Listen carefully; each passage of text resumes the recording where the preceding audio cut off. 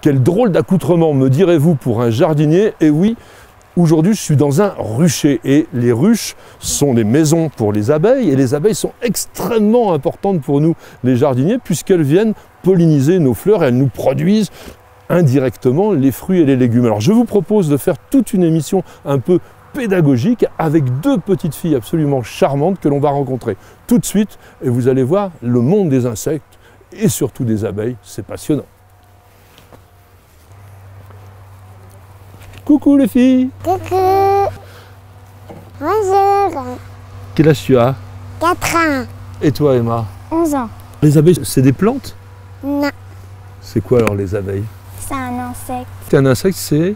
Un animal? Un animal. Pourquoi est-ce qu'on ne devrait pas, comme certains le font par exemple, appeler les abeilles des mouches à miel? Ça fait du miel les abeilles. Enfin pas toutes, Bah mais oui. certaines. Oui. Mais pourquoi il ne faut pas dire que ce sont des mouches? Je vais vous expliquer pourquoi. Parce que les abeilles, elles ont 4 ailes. Elles font partie d'un groupe qui s'appelle les hyménoptères, comme d'ailleurs les bourdons, les guêpes ou les frelons. Et les mouches, elles ont que 2 ailes. Donc, ce ne sont pas les mêmes insectes. Et les mouches, ce sont des diptères. Di, ça veut dire 2. Alors, est-ce qu'il y a beaucoup de sortes d'abeilles dans notre pays? Non. Dans notre pays, en France, on a à peu près 1000 espèces, dont certaines sont des abeilles qu'on appelle des abeilles solitaires. Ça veut dire quoi, solitaire? C'est-à-dire qu'elles sont solides. Ah non, ça ne veut pas dire qu'elles sont solides, ça veut dire qu'elles sont toutes seules. Tu vois? Les abeilles qu'il y a dans les ruches qui sont derrière nous, elles sont dans ce qu'on appelle une colonie, c'est-à-dire qu'elles vivent dans une grande famille. Elles peuvent être très nombreuses tout ensemble, mais l'abeille, elle qui est solitaire, elle vit toute seule.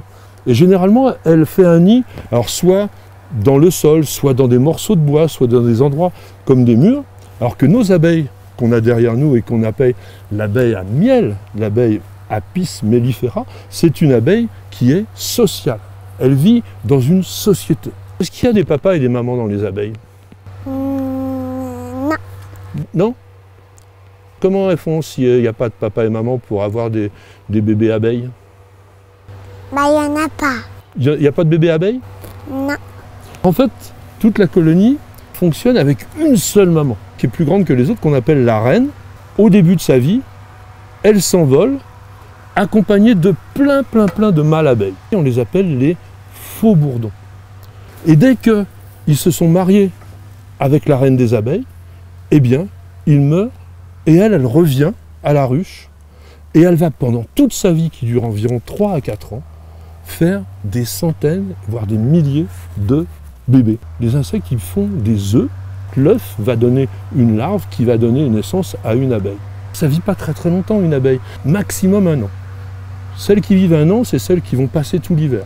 Toutes les ouvrières qui vont, pendant leur cycle de vie, faire plein de métiers différents, elles vivent environ 4 à 5 semaines vraiment maximum. Elles sont toujours renouvelées puisqu'il y a des milliers d'œufs qui sont pondus en permanence.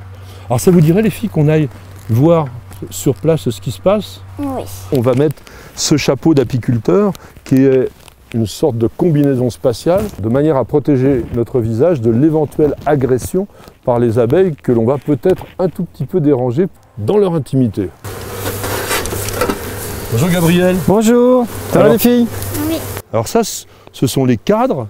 Exactement. Donc les cadres qui sont formés d'alvéoles. Les petites abeilles qui vont venir construire les alvéoles. Et là, on les laisse faire le boulot. Celui-là, il est fini quasiment. Il est rempli de miel. Elles sont en train d'emmagasiner le miel, le récupérer également pour prévoir la bouillie ou autre pour nourrir les abeilles. Elles préparent ou operculent également le miel. T'aimes bien le miel, toi? Oui. Donc tu as vu tout le travail qui est fait, c'est par les abeilles. La reine doit être là, on va sûrement voir Au un peu. cœur de la ruche. Tu veux la voir, la reine? Oui. On va essayer. T'as une idée de comment elle est? Elle doit avoir un petit point sur le dos. Donc là on est sur un cadre de miel complètement. Où là elles ont stocké et là on est sur du 5-6 kg de miel je pense. Tu veux faire un petit trou pour voir le miel couler? Comment? Wow. T'as vu le miel? Regarde, ça coule. T'as vu le miel Boubou? Alors là on est protégé, mais tu pourrais le manger, c'est délicieux à ce moment-là. C'est le meilleur. Là elles viennent récupérer le miel. Ce qu'on appelle le pillage. Donc ça, elle mange pour elle. Exactement. C'est le nectar des fleurs qu'elle va transformer en miel. Et après le miel va le maturer. Pour le conserver, elle va mettre une fine opercule de cire pour le piéger. Et là, depuis que tu travailles, pourtant tu es à main nue, elles t'ont pas encore piqué. Non. Tu la touches et tout ça. Et... Oh là, il y a du monde là. Ouh, aïe, aïe, aïe, aïe, aïe. Là, elles agressent, ouais. Ouais. Elles rentrent sur la caméra. Mais elles n'ont pas piqué vraiment en fait. Donc là, on est sur un cadre de couvain avec des réserves de miel. Là, vous avez des bébés abeilles. Là, dedans, vous avez vraiment une larve et après, elle va être remplie de nourriture pour que la larve se nourrisse. Et après, elle va être fermée pour le développement de la larve à abeille. Là, ici, on a les alvéoles de couvain. On a la zone de couvain où la reine en fait va pondre les œufs, puis après ces œufs-là vont être engorgés de bouillie d'abeilles. Cette larve va se développer dans une alvéole qui est fermée jusqu'à devenir une abeille, éclore en fait de cette alvéole. Vous avez vu les filles, c'est extraordinaire quand même tout ça. Hein.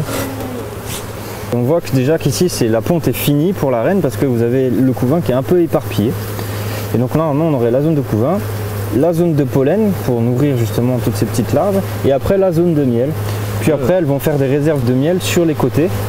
Et en fait, le centre, comme c'est vraiment l'épicentre de la chaleur, c'est là où se trouve la reine.